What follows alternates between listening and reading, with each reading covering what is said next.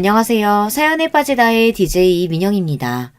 오늘 사연자님은 간신히 잡고 있던 이성의 끈을 놓아버리고 나니 차라리 마음이 편하다는데요. 과연 어떤 사연인지 들어보시겠습니다.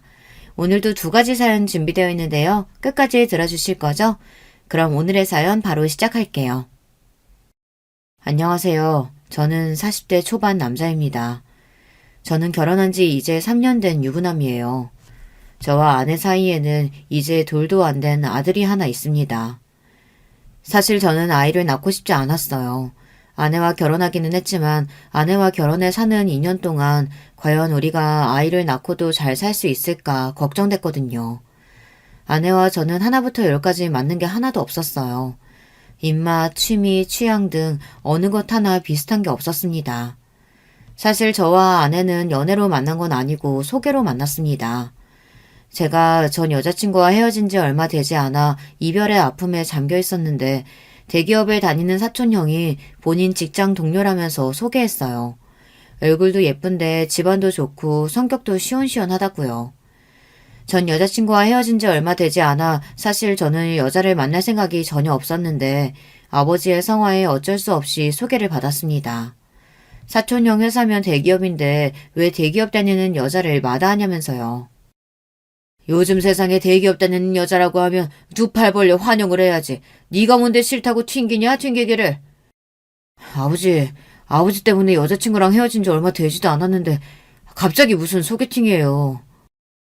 소개팅 이야기가 처음 나왔을 때 저는 다른 사람도 아니고 아버지께서 저에게 소개팅을 하라고 강요한다는 게 이해가 되질 않았습니다. 제가 전 여자친구와 헤어진 건 아버지 때문이었거든요. 아버지께서 전 여자친구를 반대하시는 바람에 3년이나 만난 여자친구랑 헤어졌어요. 아버지께서 그 여자랑 안 헤어지면 저와 인연을 끊겠다고까지 하셨거든요. 남들이 들으면 아버지가 헤어지란다고 다 큰 성인이 여자친구랑 헤어지냐고 하겠지만 저에게는 그럴 만한 사정이 있었습니다. 제가 학창시절 사고를 좀 많이 치고 다녔어요. 흔히 말하는 날라리였습니다. 중고등학교 때는 담배를 피우다 선생님에게 걸려서 아버지께서 학교에 불려오시기도 하고 고등학교 때는 애들이랑 싸우고 다녀서 정화까지 맞을 뻔한 적도 있었어요. 그럴 때마다 아버지께서 학교에 불러와서 선생님과 상대방 학생 부모님에게 허리 숙여 사과를 하고 그랬어요. 사춘기 시절에 아버지 마음고생을 많이 시킨 저는 고3이 돼서야 정신을 차렸습니다. 제가 학창시절 그토록 반항했던 이유는 바로 부모님 때문이었어요.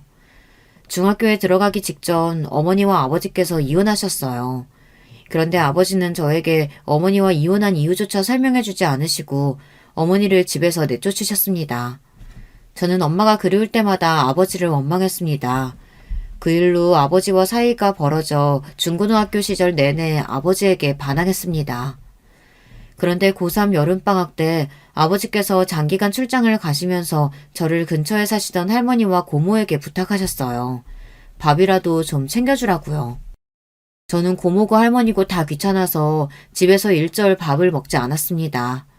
그냥 밤 늦게까지 밖에서 놀다가 밥은 대충 때우고 집에 들어갔어요. 그런데 우리 집에 반찬을 주러 오셨던 할머니와 고모와 주방에서 딱 마주쳤습니다. 고모는 저를 보자마자 지금이 몇 시인데 학생이 이제 집에 들어오냐고 화를 내셨어요. 저는 듣기 싫어서 고모를 무시하고 집 안으로 들어가려는데 할머니께서 제 손을 잡으시며 손에 꼬깃꼬깃한 10,000원짜리를 쥐어줬습니다. 저는 귀찮아서 됐다고 돈을 바닥에 던졌어요. 그러자 화가 난 고모가 제 뒷덜미를 잡았습니다. 그러더니 저에게 버럭 화를 냈습니다. 이 싸가지 없는 자식아! 할머니가 주는 돈을 누가 바닥에 던져? 너는 도대체 언제 철들래? 네 아버지가 혼자 너 키우느라 저렇게 매일 고생하고 다니는데 너는 아버지가 불쌍하지도 않니? 아버지께서는 평생 조경일만 하셨어요. 일이 많을 때는 섬에 몇 달씩 들어가서 일을 하다가 오시기도 하셨죠. 그런데 일이 얼마나 힘든지 몇 달 만에 집에 들어오시면 살이 3-4kg씩은 빠져있다고 했습니다. 고모가 아버지를 걱정하는 거야 이해가 됐지만 저는 한참 아버지를 원망하고 있을 때라 그런 소리가 다 듣고 싶지 않았어요. 그러게 누가 혼자 키우라고 그랬나? 나 키우는 거 힘들면 그냥 엄마한테 보내라고 그래요. 나는 엄마랑 사는 게 더 좋으니까. 그 순간 놀라운 일이 벌어졌어요. 할머니께서 갑자기 눈물을 쏟으며 흐느끼셨습니다. 그 모습에 화가 난 고모가 제 등을 찰싹 때렸습니다. 그러고는 생각지도 못한 말을 하셨어요. 네 아빠가 너한테는 하도 이야기하지 말라고 해서 나도 웬만하면 비밀 지켜주려고 했는데 도저히 안 되겠다. 네 엄마 남자랑 바람나서 집 나간 거야. 네 아빠가 내쫓은 거 아니라고. 저는 순간 고모가 거짓말을 한다고 생각했어요. 그래서 고모한테 거짓말 말라고 소리쳤습니다. 나도 거짓말이었으면 좋겠다. 네 엄마 내가 말을 안 해서 그렇지? 원래 꼬리가 100개 달린 불려우야. 미용실 하면서 얼마나 이 남자 저 남자 다 껄떡거리고 다녔는지 이 동네 사람들은 다 알아. 그렇게 여우짓 하고 다니더니만 결국은 유부남이랑 눈 맞아서 집까지 나간 거라고. 아버지가 항상 외지에 나가 일을 하다 보니 엄마는 혼자 미용실을 운영하시면서 저를 키웠어요. 그러다 보니 동네 사람들이 괜한 말을 만들었을 수도 있겠다 싶었죠. 저는 고모의 말을 끝까지 믿고 싶지 않았습니다. 그런데 고모가 저에게 못 믿겠으면 과수원 숙희 아줌마한테 물어보라더군요. 어머니가 바람 피운 상대가 숙희 아줌마 남동생이래요. 서울에서 내려온 남자였는데 인물이 아주 좋았답니다. 매일 그 남자가 미용실에 드나들더니만 결국은 둘이 눈이 맞아 도망간 거라고요. 저는 순간 고모 말에 너무 놀라 어안이 벙벙했습니다. 그러고는 아직도 흐느끼고 있는 할머니에게 물었어요. 고모 말이 사실이냐고요. 그러자 할머니도 천천히 고개를 끄덕이시더군요. 저는 정말로 몰랐어요. 엄마가 그런 여자였는지요. 그러니까 네 아빠 불쌍한지 알고 정신 똑바로 차리고 살아. 너라도 멀쩡하게 살아야 네 아빠도 마음 편하게 살지. 그제야 왜 아버지가 저에게 어머니를 쫓아냈다고 했는지 조금 알겠더군요. 아버지는 아들인 제가 바람난 어머니에게 버림받았다고 생각하며 어머니를 원망하며 살게 하고 싶지는 않으셨던 것 같아요. 차라리 아버지를 원망하며 사는 게 낫다 싶으셨나 봅니다. 그날 밤 저는 할머니가 만들어주신 반찬에 밥을 먹으며 혼자 펑펑 울었습니다. 아버지에게 너무 죄송해서요. 어머니는 고작 남자 하나 때문에 저를 버렸지만 아버지는 그 힘든 와중에 또 제 생각만 하셨잖아요. 더군다나 어머니께서 집을 나가면서 아버지가 차려준 미용실 보증금까지 가지고 날랐답니다. 거기다가 동네 사람들에게 빌린 돈도 있었는데 그것도 하나도 안 갚고 사라져서 빚쟁이들이 아버지에게 찾아왔답니다. 그 돈도 아버지께서 다 갚아줬대요. 고모와 할머니는 혼자 있을 제가 걱정됐는지 아버지가 돌아올 때까지 저와 함께 있어주셨어요. 내가 그년이 진 빚을 왜 오빠가 갚아주냐고 갚아주지 말라고 그렇게 말렸는데 네 아버지 말이 너 생각해서 다 갚는단다. 그 빚 안 갚으면 사람들이 너한테까지 손가락질한다고. 저는 고모 말을 듣는 내내 속상해서 아무 말도 할 수가 없었습니다. 어머니 때문에 상처를 받은 건 아버지도 마찬가지라 힘드셨을 텐데 전혀 내색 안 하시고 저를 키우며 먹고 살 걱정까지 하시면서 사셨으니 대단하다 싶었어요. 저는 그날 이후 달라졌습니다. 고모 말처럼 정신을 바짝 차리고 살았어요. 그리고 아버지 말을 무조건 잘 들었습니다. 아버지께서 공부해서 대학에 가라고 하셔서 반년 미친 듯 공부해 대학에 진학했어요. 그리고 아버지께서 제가 양복 입고 사무실에 출근하는 일을 했으면 좋겠다고 하셔서 열심히 취업 전선에 뛰어들어 대기업은 아니지만 그래도 중소기업에 입사했습니다. 저는 학창시절 내내 아버지 속을 썩인 걸 사죄드리는 마음으로 항상 아버지의 말이 옳다고 생각하며 살았어요. 하지만 아버지께서 제 연애와 결혼에까지 간섭하시는데 그건 많이 힘들었습니다.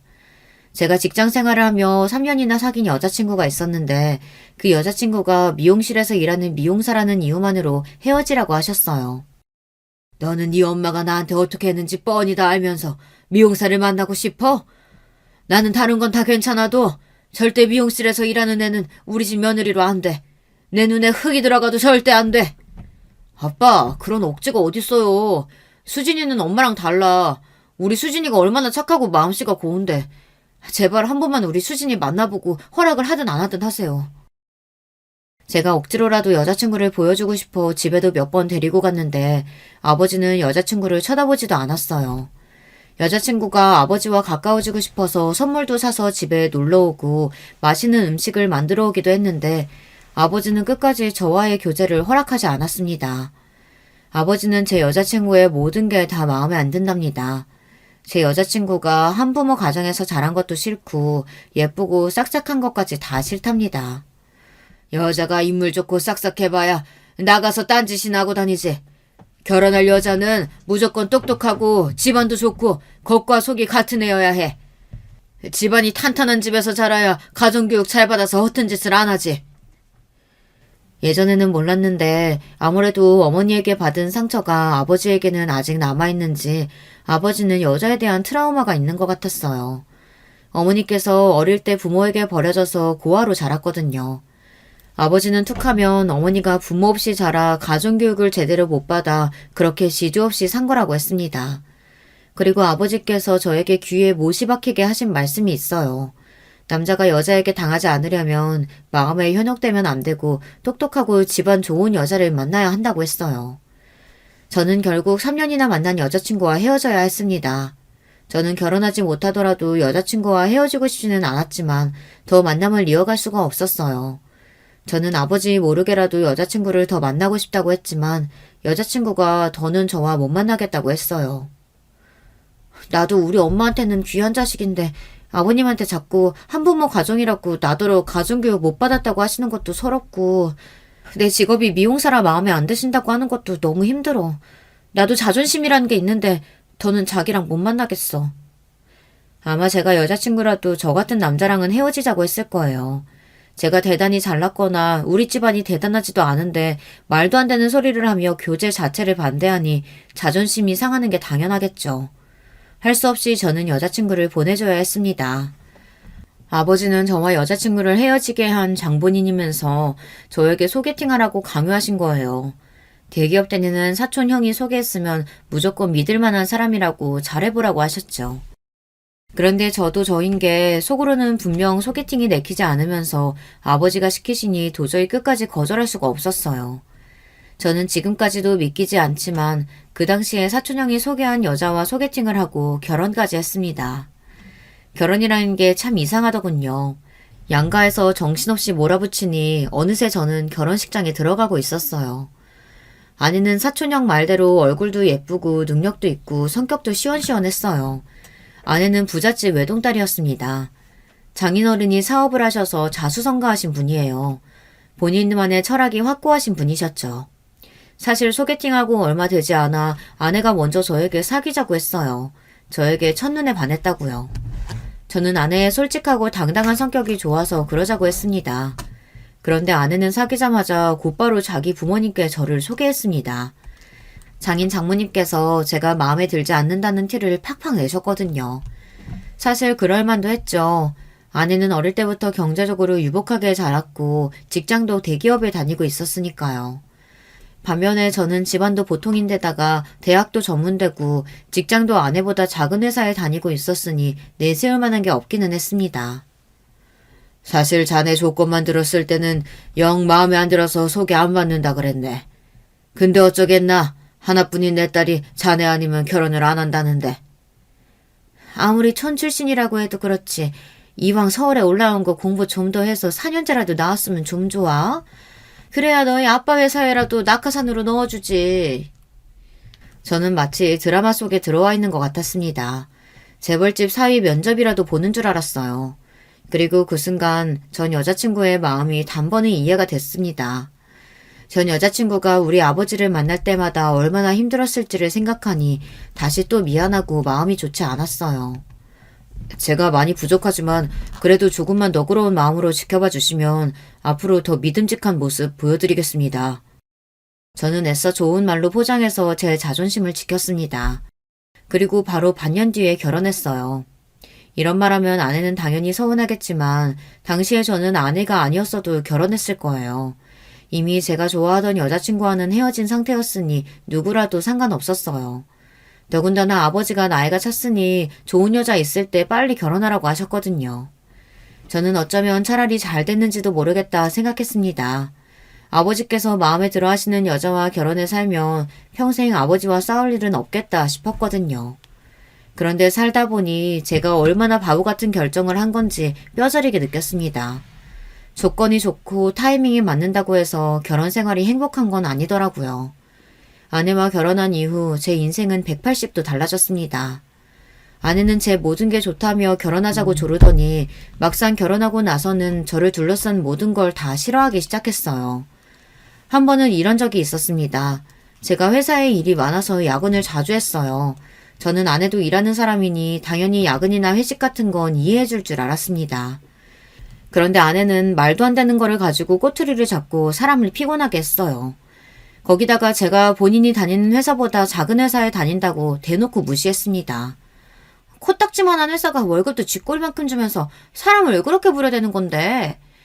회식할 돈 있으면 월급이나 올려주지. 쓸데없이 왜 자꾸 술을 먹여? 이래서 우리나라에서 무조건 대기업에 다녀야 되는 거라니까. 처음엔 저도 그러려니 했어요. 원래 아내가 말을 거침없이 하기도 하고 아내도 제가 힘들어 보이니 걱정돼서 하는 농담이라고 생각했거든요. 그런데 시간이 지날수록 아내가 저를 무시한다는 게 느껴졌습니다. 한 번은 장인어른 칠순 때였는데 하필이면 그때 제가 회사에서 중요한 프로젝트를 맡게 돼서 지방에 출장 갈 일이 있었어요. 저는 회사 일이니 어쩔 수 없이 장인어른 칠순에는 못 갈 것 같다고 말했습니다. 저도 당연히 아내와 장인어른에게 죄송했죠.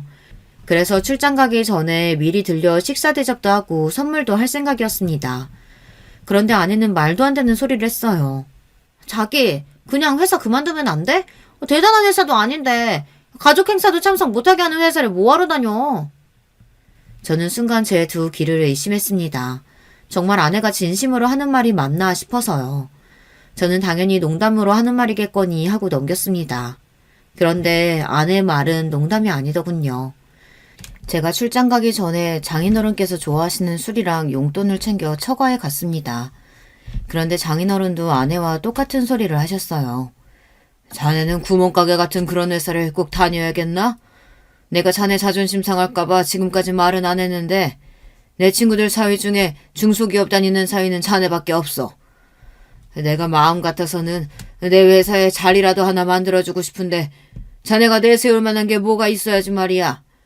괜히 자네 회사를 불러들였다가 직원들 사이에서 낙하산이 내 몸에 말이라도 나오면 나만 곤란해지네. 그러니까 할 수 없이 지켜보는 거지. 저는 아내와 장인어른이 저를 놀리려고 일부러 짠 줄 알았어요. 장인어른은 기다렸다는 듯 저에 대한 불만을 쏟아내셨습니다. 저는 뭐라고 대답할지 몰라 당황스러웠습니다. 저는 아내에게 도와달라는 듯 눈빛을 보냈어요. 그런데 아내는 당황한 제 얼굴을 보고도 모르는 척 자기 할 말만 했습니다. 아빠, 직원들이 뭐라고 하든 말든 자리 하나 만들어주면 안 돼? 이 사람 매일 몇 푼도 되지 않는 돈 벌겠다고 회사 눈치 보면서 다니는 거 나 도저히 못 봐주겠어. 제가 없는 자리도 아니고 버젓이 제가 있는데 아내는 할 말 못할 말 구분하지도 못하고 혼자 떠들었습니다. 저는 장인 장모님도 계신 자리니 꾹 참고 있었어요. 그런데 결국은 표정 관리가 되지 않아 아내에게 슬쩍 그만하라고 언지를 줬습니다. 그러자 아내가 제가 그만하라고 했다고 또 꼬투리를 잡고 늘어지더군요. 당신도 이제 자존심 좀 그만 부려. 당신은 아빠 말 듣고도 느끼는 게 없어? 당신도 조금 있으면 마흔인데 언제까지 그 코딱지만한 회사에서 대리달고 있을 거야. 나도 친구들한테 말하기 창피하단 말이야. 저는 분명 장인어른 실순에 참석하지 못하는 게 죄송해서 미리 축하해드리고 싶은 마음에 간 거였습니다. 그런데 장인어른과 아내는 저에게 싫은 소리를 하려고 미리부터 준비하고 있었던 것 같더라고요. 이번 내 생일이 그냥 생일도 아니고 칠순이네. 회사 직원들에다가 내 친구들까지 다 오는 자리인데 하나뿐인 사위가 빠지면 되겠나? 자네가 빠지면 내 지인들이 뭐라고 하겠어? 아유, 생각만 해도 끔찍하네. 암튼 무슨 수를 써서든 그날은 꼭 오게. 자네 빠지면 나 정말 서운해할 거야. 저는 할 말이 없어 꿀먹은 벙어리 마냥 한마디도 못한 채 집에 돌아왔습니다. 그날 저녁 결혼하고 처음으로 아내와 대판 싸웠어요. 저는 장인어른 칠순날 어떻게 해야 하나 고민하느라 정신이 없었는데 아내는 저더러 장인어른 이야기하시는데 대답을 안 했다고 화를 내더라고요. 그냥 출장 안 가고 칠순날 온다고 하면 되지. 당신은 그게 뭐가 어렵다고 말을 하네? 회사 일인데 빠지는 게 어떻게 쉬울 수가 있어. 나라고 장인어른한테 그런 소리까지 들어가면서 칠순 생일에 빠지고 싶겠어? 그럼 그냥 다른 사람 보내고 안 가면 되지. 무슨 걱정이야. 누가 보면 아주 나란 일이라도 하는 줄 알겠네.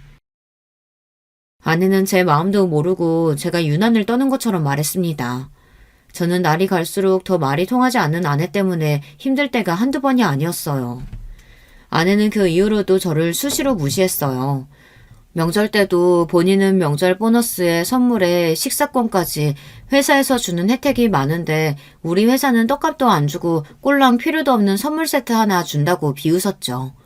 그리고 하는 말이 더 기가 막힌 게 이런 건 우리 아버님이나 가져다 주라고 했어요.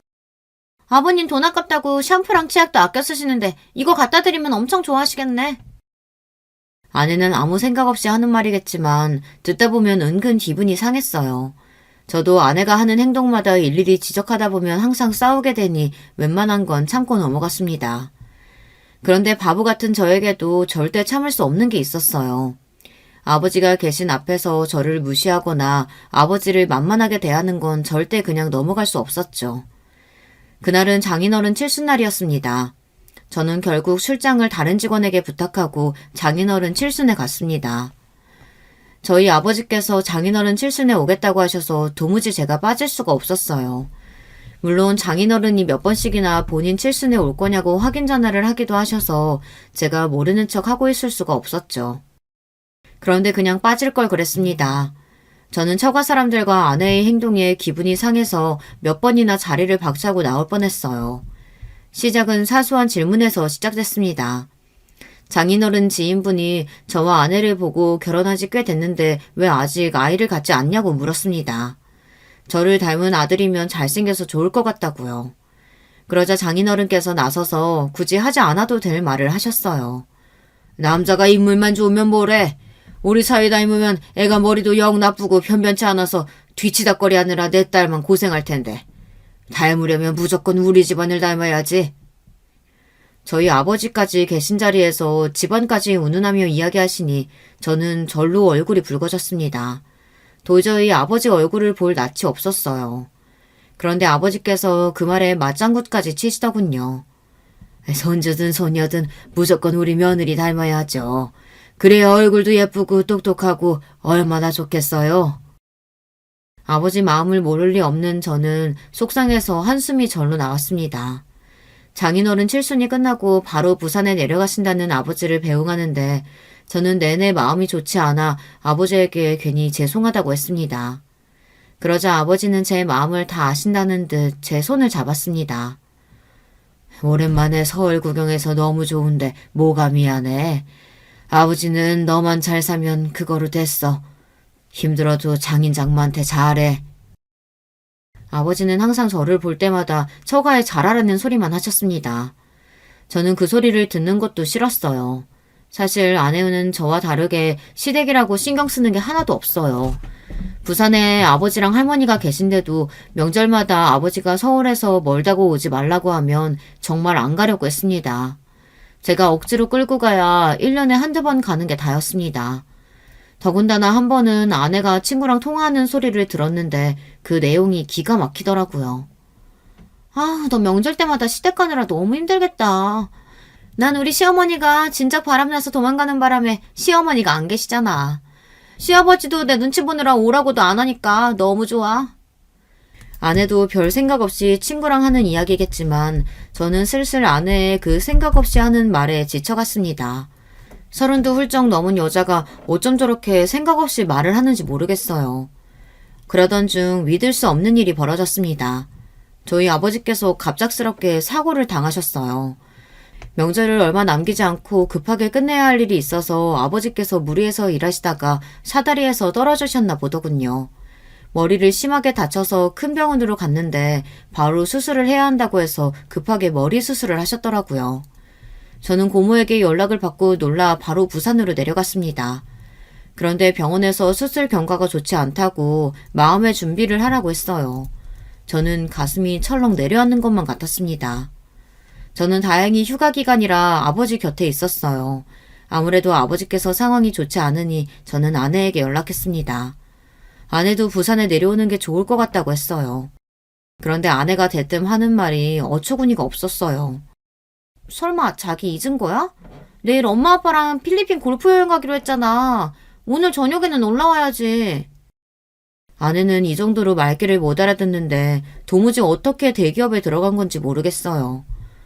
우리 아버지 돌아가시게 생겼다는데 지금 여행이 문제야? 원래 병원에서는 다 그렇게 말해. 수술 끝나고 병원에 계시는데 뭐가 걱정이야. 순간 저는 아내가 혹시 사이코패스는 아닐까 진지하게 고민했습니다. 그러지 않고서야 이럴 수가 없어요. 저는 아내와 더는 대화하고 싶지 않아 휴가 동안 병원에 있을 거니까 그렇게 여행 가고 싶으면 너나 가라고 했습니다. 아내는 다음날 장인 장모님과 필리핀으로 골프 여행을 떠났습니다. 그리고 3일 후 아버지께서 돌아가셨어요. 저는 고모와 할머니와 함께 임종을 지키고 장례 절차를 밟았습니다. 그 사이에 할머니께서 2번이나 정신을 잃으시는 바람에 저는 너무 무서웠어요. 아버지께서 돌아가셨다는 게 믿기지도 않는 상황에서 할머니까지 어떻게 될까봐 걱정했습니다. 제가 가장 힘든 시간을 보내는 중 아내는 필리핀에서 즐겁게 보내다가 장례에 2일째가 돼서야 장례식장에 나타났습니다. 갑자기 들어오게 돼서 비행기표가 없어 어쩔 수 없었대요. 게다가 아내가 장례식장에 오자마자 처음으로 한 말이 너무 피곤하다는 말이었습니다. 아, 피곤해. 아버님은 어떻게 돌아가셔도 며느리 오랜만에 여행 갔는데 딱 그때 돌아가시냐? 저는 너무 지쳐서 화낼 힘도 없었어요. 아내라면 이제 지긋지긋했습니다. 제발 남은 이틀이라도 입 좀 다물고 있어. 안 그래도 힘든데 당신이 입만 벌리면 정말 돌아버리겠으니까. 어머, 당신 지금 나한테 입 다물라고 한 거야? 당신 이래서 감당되겠어? 나 임신했는데? 아내는 무슨 대단한 서프라이즈라도 하듯 아버지의 장례식장에서 본인 임신 사실을 발표했습니다. 정말 답이 없는 여자였어요. 저는 웃어야 할지 울어야 할지 가늠이 안 됐습니다. 그 정도로 혼란스러웠어요. 사실 저는 아내와의 사이에서 아이를 낳고 싶지 않았습니다. 아내와 언제라도 헤어질 수 있겠다는 생각을 항상 했거든요. 그런데 아버지가 떠나시면서도 저에게 참고 살라고 하고 싶으셨던 건지 선물을 주고 가셨습니다. 저는 지난날은 가슴에 묻고 아내와 아이를 키우며 한 번 더 잘해보자 마음을 굳게 먹었습니다. 아이가 태어나고서는 너무 정신없어서 도저히 딴 생각을 할 여유가 없었어요. 그날도 늦은 밤까지 일하느라 정신이 없었습니다. 그런데 그때가 밤 11시가 넘은 시간인데 갑자기 핸드폰이 울렸습니다. 저는 모르는 번호를 보고 받을까 말까 고민했는데 아무래도 기분이 이상해서 전화를 받았어요. 그런데 전화를 받자마자 들리는 목소리에 저는 놀라 입을 틀어막았습니다. 여보세요. 여기 동부경찰서인데요. 오순호 씨 되시죠? 여기 지금 이금영 할머니가 길을 잃었다고 접수가 돼서 연락드렸어요. 지금 바로 경찰서로 오실 수 있죠? 순간 저는 너무 놀라서 말문이 턱하고 막혔습니다. 서울에서 기차로도 4시간을 넘게 걸리는 시골에 계신 할머니가 이 늦은 시간에 어떻게 서울 경찰서에 계신가 해서요. 네? 정말 저희 할머니 맞으세요? 저희 할머니는 부산에 계시는데요. 네, 부산에서 오신 오금영 할머니 맞아요. 신정동 대형 아파트 사시죠? 거기 손주 만나러 왔다가 집에 아무도 없어서 몇 시간을 혼자 여기저기 헤매셨나 봐요. 그러다가 길을 잃어서 놀이터에 앉아 계신 걸 우리 파출소 경찰들이 모시고 왔어요.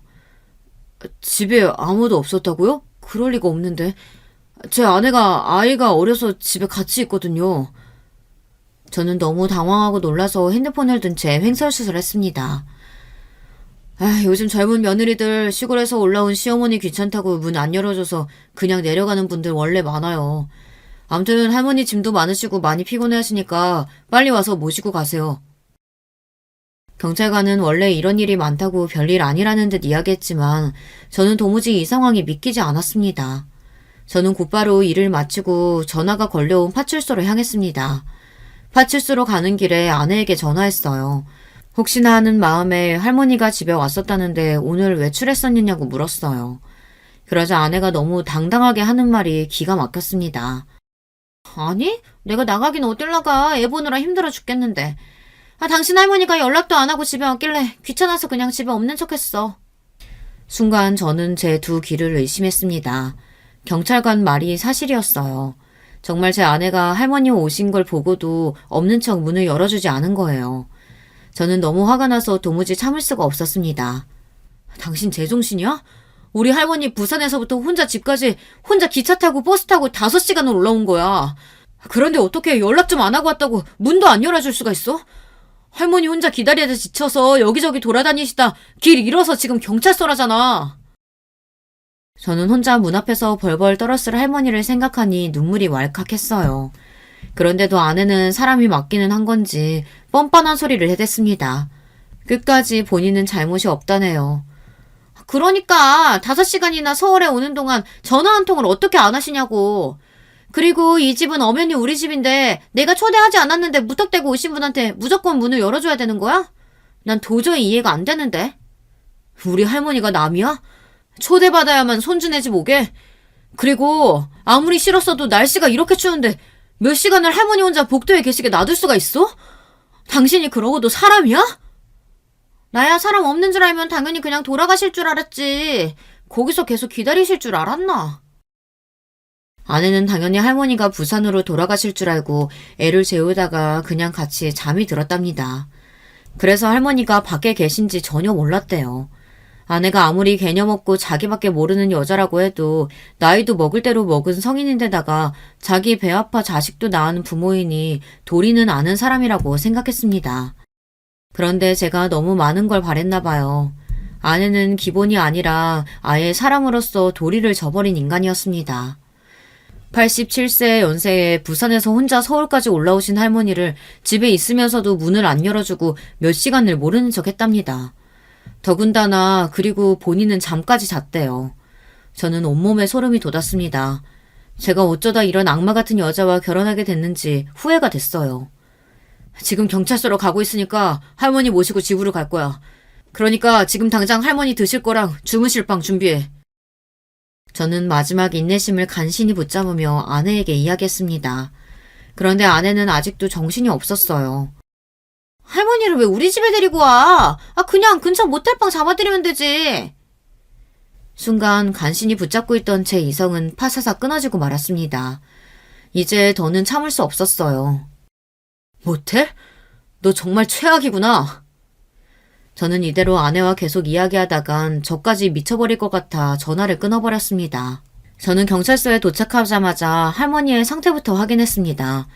1월 이 추운 날씨에 몇 시간을 헤매고 다니셨으니 감기라도 걸리셨을까 봐서요. 연신 괜찮냐고 묻는 저에게 할머니는 아무렇지 않다고 하시며 웃으셨어요. 그 모습을 보는데 가슴이 아파 할머니를 똑바로 바라볼 수조차 없었습니다. 그리고 얼마 전 새해가 되자마자 시골에 계신 할머니께서 저에게 전화하셨던 게 기억이 났어요. 증손주가 보고 싶다고 언제 올 거냐고 물으셨죠. 그때도 마음 같아서는 당장 쉬는 날 아들을 데리고 부산에 내려가겠다고 하고 싶었지만 아이가 아직 어르니 명절에나 한번 내려가겠다고 하곤 전화를 끊었습니다. 아무래도 아기가 태어난 지 100일이 다 됐는데 증손주를 못 보신 게 마음에 걸려서 혼자 기차를 타고 올라오신 것 같았어요. 사실 그날도 진작 서울에 온다고 저에게 말씀하셨으면 제가 기차역으로 모시러 갔을 텐데 할머니께서 제가 신경 쓰는 게 싫으셨는지 연락도 안 하고 오신 것 같아요. 밖에서 얼마나 헤매셨는지 아직도 차가운 할머니의 손을 잡고 경찰서를 나오는데 저는 다시 한번 놀라고 말았습니다. 할머니의 짐 가방이 너무 무거워서요. 할머니 어디 이민이라도 가? 무슨 가방이 이렇게 무거워? 누가 보면 벽돌 들고 온 줄 알겠다. 저는 놀랐을 할머니의 긴장을 풀어드리기 위해 농담조로 이야기했는데 할머니는 마음이 쓰였는지 제가 든 가방을 뺏으려고 했어요. 아이고 내가 주책이지. 우리 손주 힘들게 이런 거 괜히 가지고 와서는. 안 되겠다. 이거 집에 가지고 가봐야 다 짐인데 우리 그냥 다 버리고 가자. 할머니는 제가 진짜로 가방이 무겁다고 한 줄 아는지 가방 지퍼를 열어 안에 있는 것들을 다 버리려고 했어요. 저는 놀라서 할머니의 손을 잡고 농담한 거라고 했습니다. 그리고 차 가지고 와서 무거워도 된다고요. 그런데도 할머니는 자꾸만 가방 안에 짐을 버리겠다고 우겼어요. 그 순간 할머니의 짐 가방을 열었는데 저는 순간 눈물이 울컥했습니다. 글쎄 가방 안에는 온통 제 아들과 아내에게 줄 선물뿐이었어요.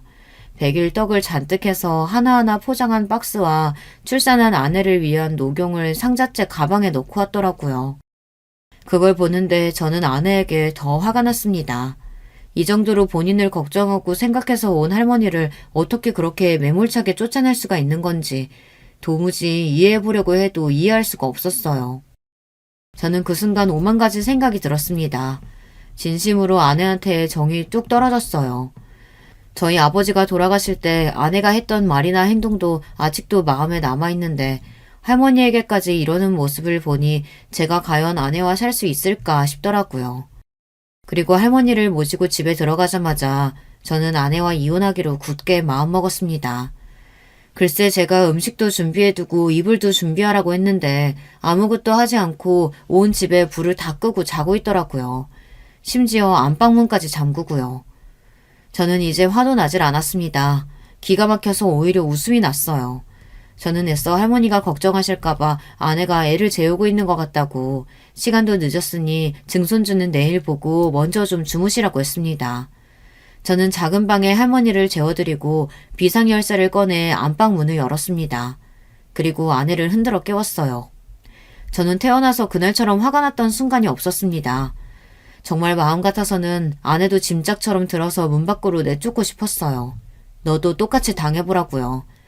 하지만 저는 아내와 다른 사람이었습니다. 저는 제대로 된 가정교육을 받고 자란 사람이에요. 그렇게 막무가내로 무식한 여자와 똑같이 행동할 수는 없었죠. 일어나, 나랑 얘기 좀 해. 저는 최대한 이성을 놓지 않고 아내와 대화하려고 노력했습니다. 차분히 서로 이야기를 나눠보고 아내가 저에게 잘못했다고 다시는 그러지 않겠다고 인정하면 저도 용서해 주려고 했어요. 그런데 아내는 끝까지 제 한계를 시험했습니다. 자리에서 벌떡 일어난 아내는 저에게 자는 사람을 왜 깨우냐면서 화를 냈어요. 당신, 아까 내가 전화해서 했던 말 잊었어? 내가 할머니 모시고 오겠다고 했잖아. 근데 어떻게 아무 준비도 안 해놓고 들어가서 잘 수가 있어? 나는 할머니 집에 오는 거 싫다고 했잖아. 내가 시어머니도 아니고 왜 시할머니 시중까지 들어야 되는데. 내일 아침 밝자마자 바로 부산으로 내려가시라고 해. 당신 정말 해도 해도 너무한다. 할머니가 성치도 않은 몸으로 왜 서울까지 올라오셨는데. 증손주는 너무 보고 싶은데 당신이 전화해도 받지도 않으니까 백일떡이랑 당신 녹용 주겠다고 다 바리바리 싸들고 오신 거 아니야. 저는 다시 한번 할머니께서 들고 온 가방 안에 있던 떡과 녹용이 떠오르자 마음이 울컥했습니다. 저는 거실로 나가 할머니가 싸온 떡과 녹용을 아내에게도 보여줬어요. 이 무거운 걸 할머니께서 5시간을 걸려 서울까지 가지고 온 거라고요. 그런데 아내는 전혀 제 뜻을 이해하지 못했어요. 떡이랑 녹용이 뭐라고? 이딴 걸 주겠다고 다 늙은 노인네가 왜 괜히 서울까지 올라와선 집안에 분란을 만들어. 아, 지겨워 정말. 제 말에도 아내는 인상을 구기며 온갖 짜증을 다 부렸습니다. 그 모습을 보는데 순간 저는 간신히 붙들고 있었던 이성의 끈이 끊어지고 말았어요. 그리고 아버지께서 돌아가시기 직전에 제게 했던 말이 순간 떠올랐습니다. 네가 전에 만났던 수진이랑 결혼한다고 했을 때 반대한 게 얼마나 미안한 줄 몰라. 만약 네가 그때 수진이랑 결혼했으면 지금처럼 마음고생하면서 힘들게 살지는 않았을 텐데. 이 못난 아비가 집안만 보고 지금 니처럼 결혼하라고 강요해서 정말 미안하다. 앞으로는 네 못난 아버지 없는 세상에서 네 마음대로 살아라.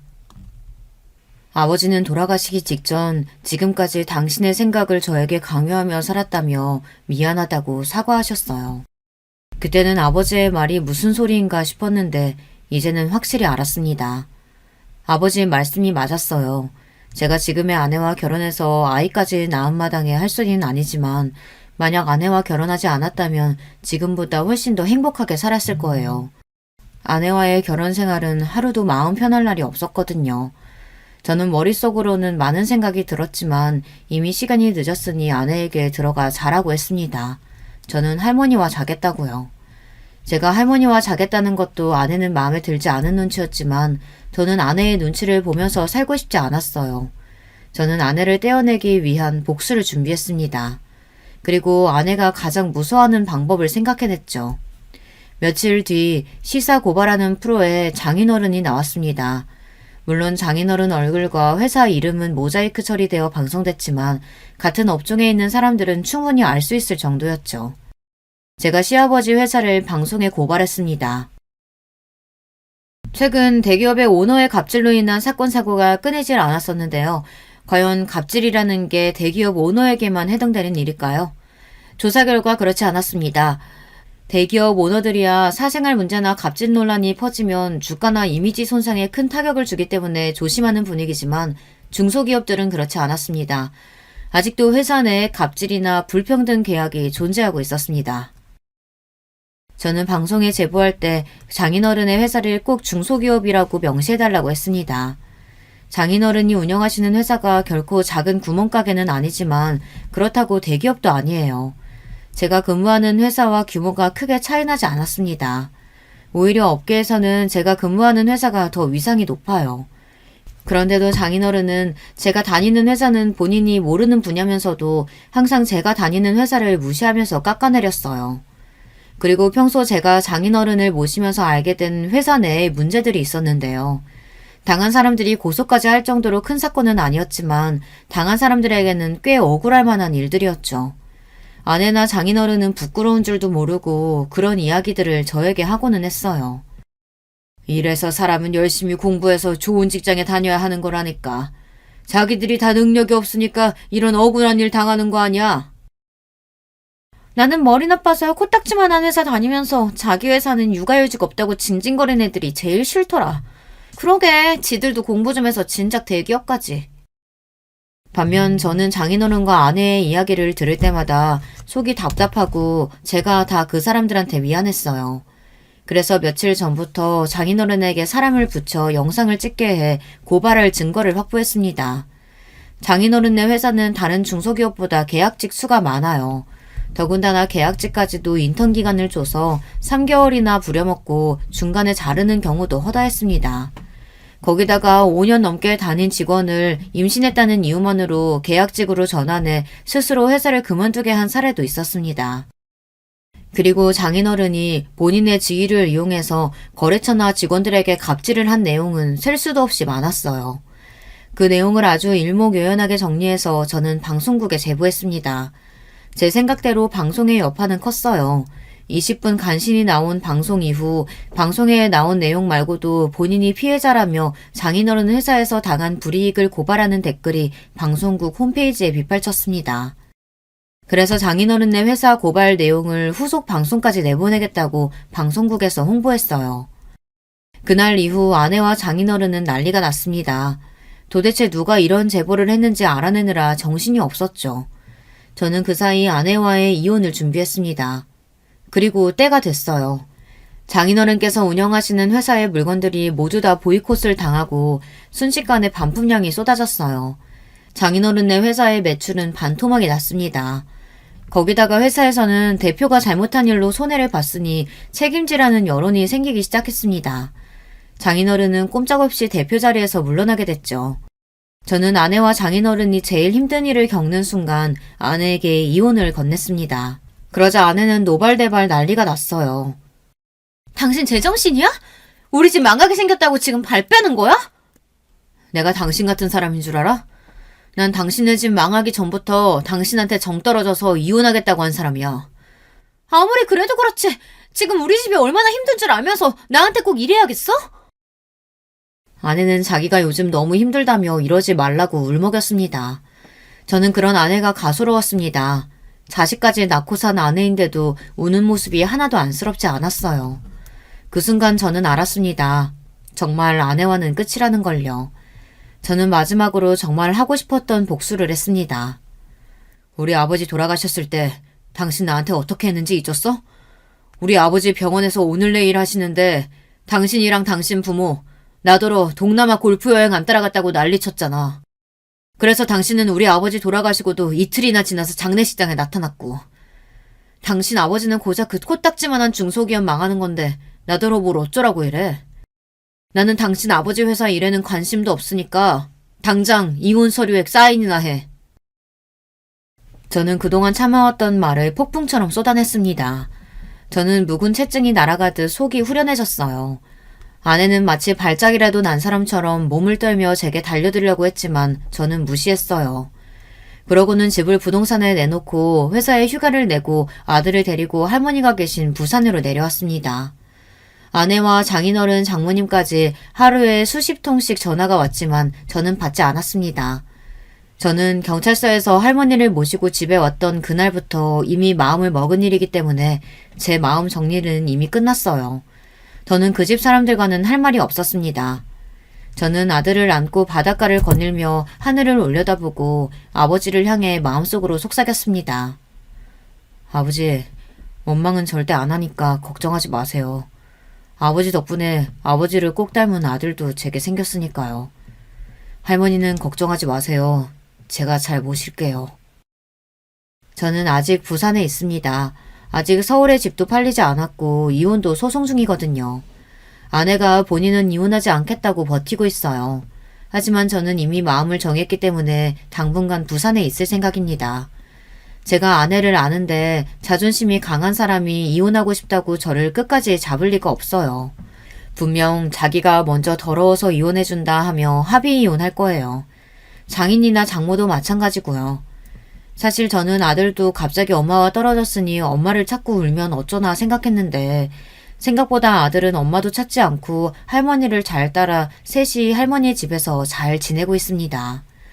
매일 아침에 눈만 뜨면 눈앞에 바다가 있으니 저도 가슴이 뻥 뚫리고 좋더라고요.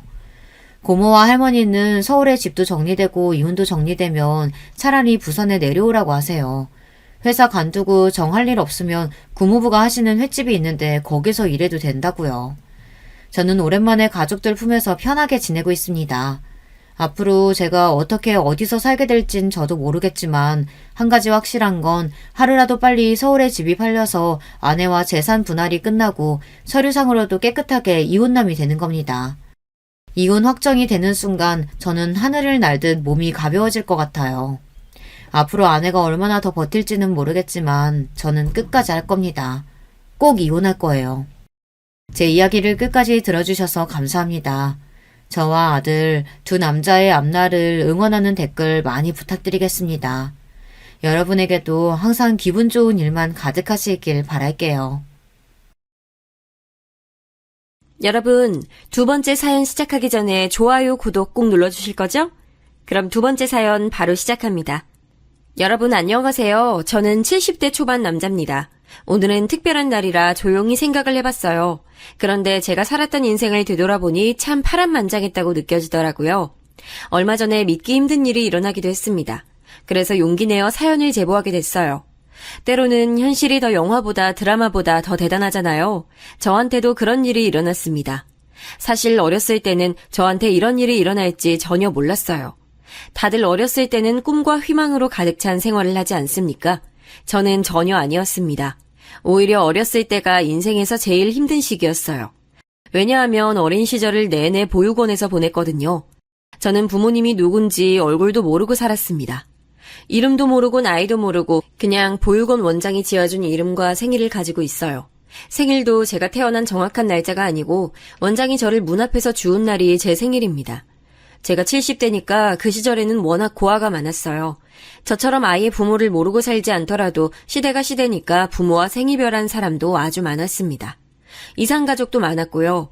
그래서 그때는 보육원에 저 같은 아이들이 되게 많았죠. 아이들은 많은데 먹을 것은 부족하니 항상 배가 고팠어요.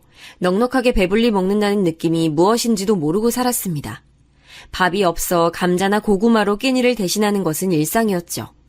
먹는 것만 부족한 것이 아니고 입는 것도 부족해서 매일 같은 옷만 입기도 했습니다.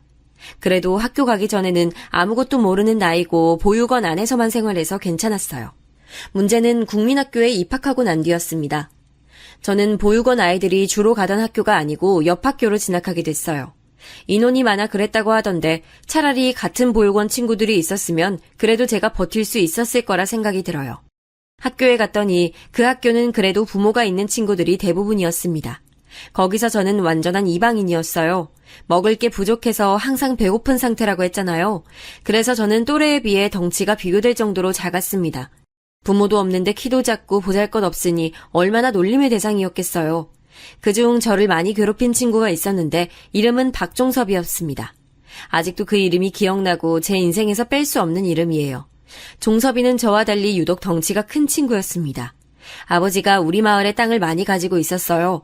돈이 많아서 다들 가난하게 살던 시절에 유독 부유하게 살았던 친구였습니다. 다들 배고픈 시기라 종섭이에게 달라붙어 콩고물이라도 떨어질까 기대하곤 했었죠. 오늘 우리 집에 놀 사람. 아버지가 반 친구들 데려오라고 하셨는데 우리 집 가면 맛있는 거 많아. 종섭아, 나도 너희 집 놀러 가도 돼? 어릴 때는 힘없고 약한 친구들을 괴롭히곤 하잖아요. 그 대상은 저였습니다. 부모도 없이 매일 똑같은 옷을 입고 다니니 얼마나 만만했겠습니까? 종섭이는 제가 만만했는지 저만 보면 시비를 많이 걸었어요. 야, 넌 엄마 아빠도 없지? 그지야! 원래 성격 자체가 낯가리고 조용한 편이고 또 보육원에서 자라면서 눈치를 많이 봐서 저는 어릴 때는 매우 소심한 성격이었습니다. 그래서 그렇게 종섭이가 저를 괴롭혀도 제대로 뭐라 하지도 못했어요. 그런 저를 반에서 유일하게 도와준 친구가 있었는데 순애라는 친구였습니다. 순애는 아버지가 없었는데 그래서 그런가 부모가 없다고 놀림을 받는 저를 많이 두둔해 주었어요. 야, 너네 그만 놀려. 부모 없는 게 어때서? 나도 아빠 없어. 옆 동네는 부모 없는 사람 많다더라. 아무 말도 못하고 고개만 숙이고 있는 저를 순애는 나서서 막아줬어요. 저야 당연히 그런 순애가 고마웠습니다. 당당하게 자기도 아빠가 없다고 소리치던 순애가 오히려 대단해 보였어요. 한 가지 나쁜 점이 있다면 종섭이가 순애를 좋아했다는 점입니다. 종섭이는 안 그래도 저를 놀리기 바쁜 친구였는데 자기가 좋아하던 순애가 저를 두둔하니 노골적으로 괴롭혔어요. 그 당시 시기가 시기인 만큼 사실 다들 넉넉하게 살던 시절은 아니거든요. 지금이야 다들 어느 정도 사니까 문제가 없지만 그때는 다 같이 가난하던 시절이었습니다. 만약 여러분 중 저와 나이가 비슷하신 분들은 다 이해하실 거예요.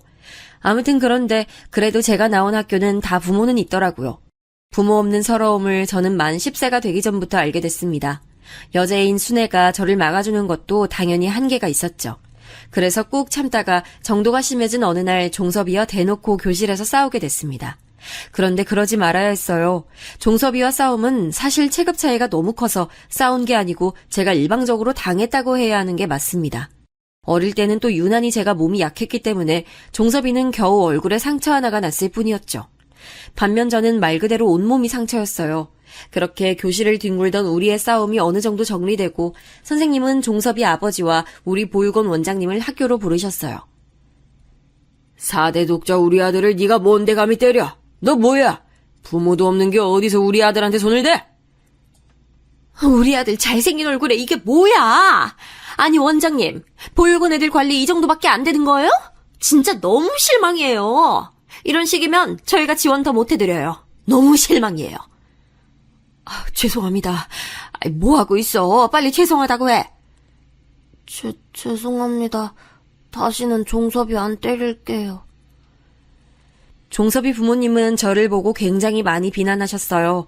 그게 지금 거의 60년이 지났는데도 아주 생생하게 기억이 날 정도랍니다. 괴롭힌 것도 때린 것도 다 종섭이고 일방적으로 놀림을 당한 사람은 저예요. 그런데 모든 어른은 종섭이를 감쌌습니다. 담임 선생님도 물론 종섭이 편이었고 제가 지내던 보육원 원장님도 대놓고 저한테 사과하라고 강요하셨어요. 이 사건 이후로 저는 더 사람을 믿지 못하게 됐습니다. 유일하게 저에게 손을 내민 순애에 대한 애정만 깊어지는 계기가 됐어요. 원장님은 보육원에 와서도 저한테 제정신이냐고 화를 크게 내셨습니다. 알고 봤더니 종섭이네가 잘 살았다고 했잖아요. 그래서 보육원에 지원해주고 있었더라고요. 원장님은 저 때문에 보육원 지원이 끊길까봐 두려웠던 거예요. 그래서 저 이후에는 보육원에서도 저는 눈엣가시가 됐습니다. 서러움을 느낄 새도 없었어요. 학교에서도 보육원에서도 소외당하던 저를 유일하게 챙겨준 어른은 바로 순애 어머니였습니다. 어머 정수야 괜찮니? 연고라도 바르자. 이리 와. 다음날 순애가 저를 이끌고 간 곳은 바로 자기 집이었어요. 순애도 결코 잘 사는 집은 아니었습니다. 하지만 제 눈에는 보육원보다 훨씬 좋아 보였어요. 그날이 제가 순애 어머니를 처음 본 날이었습니다. 처음 봤는데도 어찌나 살갑게 맞아주던지 몰라요. 이미 순애에게 얘기를 많이 들었다고 어머님은 제 이름을 부르며 친절하게 대해주셨어요. 원장님도 그리고 선생님도 모른 척하고 오히려 뭐라 했던 제 상처들을 순애 어머니는 정성껏 돌봐주셨습니다. 그리고 보육원에서 단체 생활을 하느라 제대로 씻지도 못했던 저를 화장실에서 씻게 해주셨어요.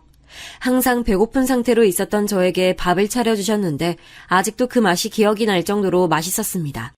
밥다운 밥을 먹어봤던 게 그날이 처음 같아요. 그렇게 저는 순애와 순애 어머니에게 정서적으로 많이 의지하게 됐습니다. 학교에서 그리고 보육원에서 제대로 된 애정을 받지도 못했으니까요. 그나마 다행인 것은 바로 제가 그렇게 종섭이와 다투고 난 이후에 다른 애들은 저를 건들지 않았다는 사실이었습니다. 어쨌든 제가 건들면 가만히 있지 않다는 사실을 보여준 것이었으니까요. 국민학교를 지나 어느새 중학교까지 갔는데 저는 중학교도 졸업하지 못했습니다. 왜냐하면 보육원 원장이 자기 마음대로 중학교 중퇴를 시켰거든요. 보육원은 성인이 되면 나가야 했기 때문에 어떻게든 저를 이용하려고 했습니다. 그래서 학교에 보내지 않고 보육원 일을 시켰어요. 저는 중학생 때 그래서 보육원에서 어린 친구들을 씻기거나 혹은 청소하고 말 그대로 직원이 하는 일을 하기 시작했습니다. 학교에도 못 갈 정도로 일했으니 당연히 순애를 보는 것도 힘들었어요. 그런 저를 순애가 직접 보러 오기도 했습니다. 정수야, 힘들면 내가 같이 일할게. 나 안 그래도 아이들 좋아하잖아. 아니야, 내가 할 수 있어. 순애 너까지 아니래도 괜찮아. 순애는 심지어 와서 제 일을 같이 도와줬어요. 학교 끝나고 다른 친구들과 놀지도 않고 저한테 와서 같이 이불 빨래하고 장난감 정리를 하곤 했습니다. 그런 순애가 고맙기도 하고 미안하기도 했어요. 몇 년의 시간이 흘러 드디어 저도 성인이 되어 보육원에서 나오게 됐습니다. 사실 우리 보육원에서는 성인이 되면 마을에 있는 공장에서 일하곤 했어요. 하지만 저는 그러지 못했습니다. 왜냐하면 그 공장은 바로 종섭이 아버지가 하던 공장이었거든요. 제가 중학교 중퇴를 하면서 저는 종섭이와 있었던 갈등이 점차 사라졌습니다. 일하느라 힘들기도 했고 시간이 많이 지나기도 했으니까요. 그런데 종섭이와 종섭이 부모님은 아니었나 봅니다. 갈 곳이 없던 제가 공장에서 일하려고 찾아갔더니 종섭이 아버지는 저를 단번에 알아보셨어요. 우리 아들 때린 놈이 어딜 여길 와? 우리 아들이 어떤 자식인 줄 알아? 너 같은 고아는 전혀 모르겠지만 우리 아들은 4대 독자라고.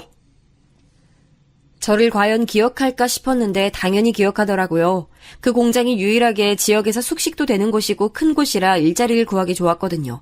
아쉽지만 저는 거기서 평생 일할 수 없게 된 것이었습니다. 그런데 문제는 그게 아니었어요. 공장에서 일하지 못해도 다른 곳에서 일할 수 있잖아요. 당장 보육원에서 나왔으니 갈 곳도 없던 저는 눈에 보이는 모든 가게를 들어갔습니다. 보육원 출신이라는 것을 말하며 일자리를 구했어요. 처음엔 몇 가게에서 받아줬습니다. 심부름하고 잡일을 하는 대신 돈을 조금씩 받았어요. 그런데 며칠이 지나면 사장님들이 그만 일하라고 하더라고요. 무슨 일이냐고 물어도 대답을 제대로 해주지 않았습니다. 그때 순애 어머님이 저에게 귀띔을 해주셨어요. 아무래도 박 사장 눈에 네가 단단히 거슬렸나 보다, 정수야. 그래도 기죽지 마. 저러다 말겠지라고 생각해. 그래야 네가 편해. 순애 어머니가 말씀해 주신 대로 종섭이 부모님은 제가 마음에 들지 않으셨나 봐요. 물론 종섭이도 그렇고요. 그래서 아무리 가게에서 정식으로 일하려고 해도 자꾸 해방을 놨습니다. 돈이 없어서 겨우 구한 돈으로 여관에서 지내곤 했어요. 그러다 나중엔 진짜 한 푼도 있지 않아 길거리에 나앉게 될 정도였습니다. 그런 저를 구제해 준 것은 또 순애와 순애 어머니였어요. 둘이 자기에도 협소한 집이었고 제가 남자라서 성별이 달라 곤란했을 텐데 저에게 구원의 손길을 보내주셨습니다. 죄송스러운 마음과 고마운 마음을 가지고 현관문 바로 앞에서 잠들었던 기억이 나네요. 정수야, 기죽지 마. 우리 엄마가 부모 없는 건 죄가 아니라고 하셨어. 그리고 언제든지 우리 집에 와서 자도 돼. 고마워. 그리고 그 뒤로는 제가 남자니까 힘이 필요한 곳에 적극적으로 나섰습니다. 순애 집 주변 이웃들 집에 가서 수리하거나 밭일을 돕곤 했죠. 이 집 저 집 돌아다니며 밭일을 했으니 잡을 수가 없었죠. 다행히 보육원에서 눈칫밥을 많이 먹어 넉살 하나는 좋았기 때문에 적극적으로 나설 수가 있었어요. 그러면서 이웃들과 안면도 트고 정도 들곤 했어요. 가게는 종섭이 부모님의 영향력이 미칠 수밖에 없어도 이런 주민들은 아랑곳하지 않았습니다. 일적으로 엮일 일이 없으니까요. 그렇게 저는 하루 벌어 하루 먹곤 살았어요. 순애는 그때 고등학교를 상고를 나왔습니다. 지역에서 꽤 유명한 여자 고등학교였는데 거길 우수한 성적으로 졸업했죠. 그리고 바로 읍내에 있던 은행에 취업했습니다. 워낙 예쁘고 성격도 싹싹해서 주민들이 많이 좋아했어요. 특히 순애가 아버지 없이 엄마랑만 살았잖아요. 그래서 유독 아주머니들에게 잘했어요. 어머니가 생각난다고 더 친근하게 대하곤 했습니다. 그러니 당연히 주민들은 순애를 많이 예뻐했어요. 저는 일거리가 없으면 순애 집에서 집안일을 하곤 했습니다. 얹혀 사니까 그게 당연하다고 생각했죠. 굉장히 자연스럽게 어느새 저는 순애 집에서 같이 생활하고 있었거든요. 순애 어머니도 저를 아들로 생각하는 모양이었습니다. 이웃들도 정식으로 순애와 제가 결혼식을 올리지도 않았는데 이미 저를 순애 남편으로 생각했죠. 마누라는 어디 두고 혼자 장모님 모시고 왔어? 아유, 어르신, 저희 결혼 안 했어요. 아직 안 한 거지. 결국은 하겠다는 거네. 아유, 웃겨. 사위 하나 잘 뒀네. 하도 순애와 제가 붙어 다니고 어머니를 모시고 병원에도 다니고 하니까 주민들도 우리를 부부라고 생각했습니다. 연민과 동정으로 시작된 관계가 어느새 의지의 대상이 됐던 거죠. 이런 우리를 아니 곱게 본 사람은 유일하게 종섭이와 종섭이 부모님이었습니다. 특히 종섭이가 어릴 때부터 순애를 좋아한다는 사실은 순애도 저도 다 알고 있었거든요. 어린 마음에 저를 유난히 많이 괴롭혔던 이유도 제가 보육원 출신이라는 것과 더불어 순애가 유독 저를 감쌌기 때문이었죠. 종섭이는 성인이 되고 계속 마을에 떠나지 않고 있었어요. 야, 니네 보기 좋다. 좋냐? 가난한 애들끼리 붙어 다니니까 좋아? 짝도 없이 혼자 사는 너보단 낫지 않겠니? 그리고 전 그런 종섭이를 무시했고요. 저는 내심 대학을 가거나 서울로 상경하길 바랐는데 전혀 그러지 않더라고요. 대신 마을에 남아 은행을 제 집 드나들듯 드나들었습니다. 공장 일로 왔다며 은행에 가면 은행장이 버선발로 마중 나왔거든요. 그런데 순애는 그렇게 종섭이가 자기를 보러 와도 눈길 하나 주지 않았습니다. 물론 사무적으로 반드시 해야 할 일은 했어요. 다만 사적으로 종섭이가 말을 걸면 아예 대답도 하지 않았죠. 심지어 종섭이는 무슨 자신감인지 순애에게 사귀자고 고백까지 했습니다. 당연히 순애는 거절했어요. 순애가 가장 싫어하던 것이 남을 무시하고 깔보는 거였거든요. 그런 짓을 너무나도 많이 했던 종섭이가 눈에 좋게 보일 리가 없었던 거죠. 그런 순애를 종섭이는 자기를 좋게 보일 생각은 전혀 하지 않았어요. 오히려 질투심과 열등감에 휩싸였습니다. 특히 고백하고 차인 후로는 더 심해졌죠. 아니, 은행장님, 직원 교육 이런 식으로 시킬 거예요? 나 이러면 이 은행 안 와요. 아유, 죄송합니다. 아이고, 순애 씨 왜 이래? 빨리 사과드려. 저는 일이 없을 때 은행 밖에서 순애를 종종 기다리곤 했습니다. 제가 밖에 있다는 것을 의식했는지 종섭이는 자기의 영향력을 많이 과시했어요. 저렇게 대놓고 자기 힘을 과시하면 순애가 더 안 좋게 보는데 종섭이는 그걸 모르는 것 같았습니다. 은행에 와서 괜히 시비를 걸고 하니 순애는 날이 갈수록 더 싫어했죠. 이때 가장 슬펐던 것은 바로 제가 할 수 있는 게 없다는 사실이었습니다. 돈도 없고 능력도 없고 잘난 부모도 없었으니까요. 현실을 아무리 부정하려 해도 제가 아무것도 가진 것이 전혀 없다는 것은 진실이었습니다. 그때 이제 저도 깨닫게 됐어요. 이대로는 안 되겠다 싶어서 제대로 일자리를 구해보려고 했습니다. 하지만 앞서 말했듯이 동네에서는 도저히 구할 수가 없었어요. 결국 저는 옆 지역까지 가서 일자리를 구하게 됐습니다. 중학교도 졸업하지 못했으니 제가 할 수 있는 것은 많지 않았어요. 결국 버스를 타고 30분은 가야 있던 동네의 공장에 취업하게 됐습니다. 숙식이 가능하다는 말에 냉큼하겠다고 하고 그렇게 일을 시작했어요. 공장 일은 전혀 쉽지 않았습니다. 텃세도 있었고 일도 힘을 써야 하는 일이 많았죠. 아우, 걸리적거려. 아이, 저리로 가. 왜 여기서 일해? 그런데 버티고 버텼습니다. 어차피 갈 곳도 없었고 현실적으로 돈을 벌어야 했으니까요. 공장에서 일주일에 한 번 쉬는 날이 있었는데 이때는 당연히 순애를 보러 갔습니다. 공장에서 그렇게 3년을 일했습니다. 힘들어도 순애를 보러 가는 날을 기다리며 버텼어요. 돈을 모으고 모은 저는 그렇게 3년 뒤에 그 돈을 들고 정식으로 순애에게 프로포즈했습니다. 순애야, 결혼하자. 그동안 내 인생에서 너 같은 사람은 없었어. 내가 다른 건 몰라도 평생 널 떠나지 않을 자신이 있어. 부자도 아니고 부모도 없지만 행복하게 해줄게. 좋아. 어차피 사람들은 우리가 이미 부부인 줄 알더라. 나도 네가 우리 엄마를 어떻게 챙기는지 아니까 든든하고 의지가 돼. 고마워. 공장에서 며칠 내내 연습했던 말을 내뱉었어요. 순애는 환하게 웃으며 답해줬습니다. 결혼식은 성대하게 올리진 못했어요. 난 그냥 우리끼리 행복하게 사는 게 더 중요해. 형식적인 게 뭐가 중요해? 안 그래? 예식장이 있었는데 순애는 그런 식의 결혼은 하고 싶지 않다고 하더라고요. 그 말은 반은 진실이고 반은 거짓이었습니다. 한 푼이라도 아끼고 싶었던 순애의 마음을 알고 있었죠. 순애 어머니, 장모님도 우리가 결혼한다니까 아주 좋아하셨습니다. 원래 살던 순애의 집에서 제가 모은 돈과 순애가 모은 돈을 합쳐 조금 넓은 곳으로 이사갔어요. 당연히 장모님도 같이 살았습니다. 그리고 저는 그대로 공장에 계속 다녔어요. 옆 동네고 버스로 30분은 가야 했기에 새벽같이 일어나야 했습니다. 그래도 마냥 좋았어요. 정식으로 순애와 가족이 됐다는 사실도 기뻤고 울타리가 생긴 느낌이 들었습니다. 체력적으로 힘들다는 느낌이 들지도 않았어요. 오히려 결혼하고 너무 행복해서 공장 사람들이 얼굴이 폈다고 해줄 정도였습니다. 장모님은 저를 원래도 많이 챙겨주셨는데 결혼하니 아예 아들처럼 대해주셨어요. 아유, 우리 사위 이것도 먹어. 일하느라 고생 많어. 사람은 일단 건강해야 해. 알지? 장모님도 드세요. 저 많이 먹었어요. 순애야, 많이 먹어? 남들은 신혼을 장모님과 보내는데 괜찮냐고 묻기도 했습니다. 제 대답은 그때마다 늘 같았어요. 괜찮은 걸 넘어서 행복했습니다. 부모에 대한 사랑을 전혀 모르고 자랐던 제게 장모님은 아내의 어머니가 아니고 제 어머니나 마찬가지였거든요.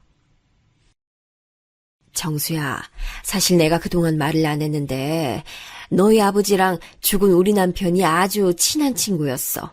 그동안 내가 왜 잘해줬는지 궁금했지. 나도 몰랐는데 어쩐지 자꾸 신경이 쓰이더라. 내가 남편 물품 정리하다 사진 한 장을 발견했는데 너희 아버지랑 각자 아이를 데리고 찍은 사진이었어.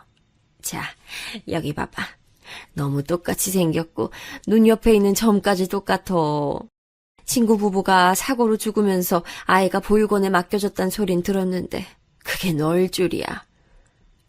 장모님, 전혀 몰랐어요. 정말 아예 몰랐어요.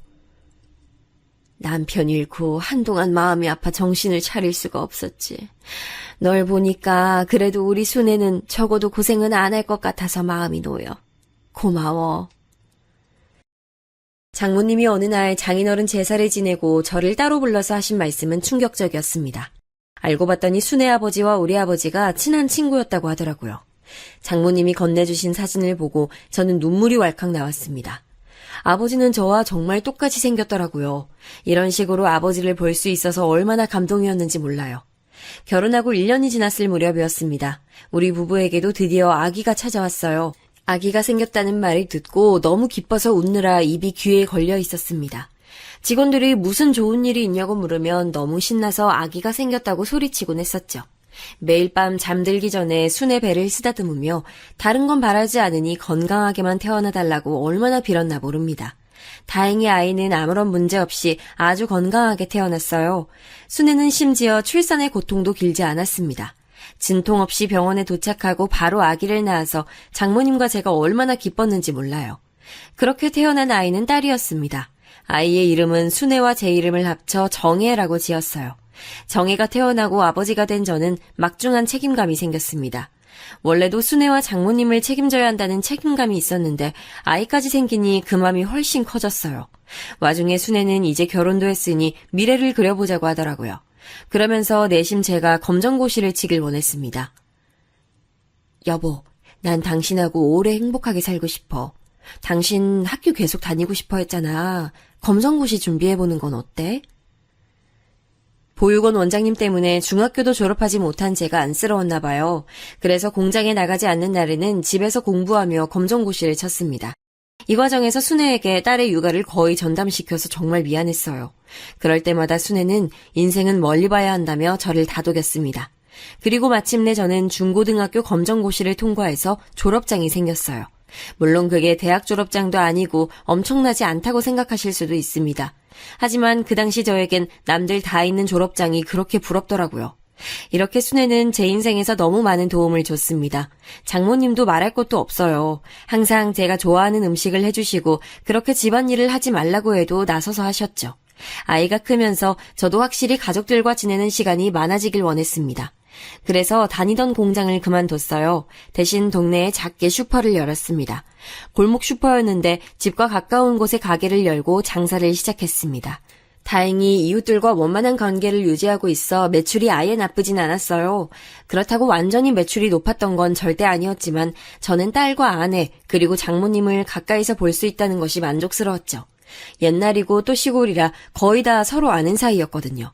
그래서 같이 국민학교에 다녔던 친구들도 마주치고 오랜만에 보육원에서 살던 친구들도 마주치곤 했습니다. 물론 그 과정에서 종섭이의 행패도 있었어요. 물건이 이게 다야? 무슨 가게가 이렇게 형편이 없어? 너한텐 물건 안 판다. 나가라. 뭐? 손님을 이렇게 대해도 되는 거야? 뭔 장사를 이딴 식으로 해. 그러면서 가게 운영이 잘 될 것 같아? 너만 아니면 다른 손님들은 다 멀쩡해서 괜찮아. 나 진짜 경찰 부르기 전에 빨리 나가. 종섭이는 잊을만 하면 우리 가게에 와서 괜히 시비를 걸곤 했습니다. 그때는 이미 친구들도 슬슬 결혼하고 자리를 잡아갈 때였는데 혼자만 결혼도 못하고 있었거든요. 자기가 괴롭히던 친구와 자기가 오랜 시간 짝사랑한 상대가 결혼해서 아기를 낳았으니 얼마나 보기 싫었겠어요.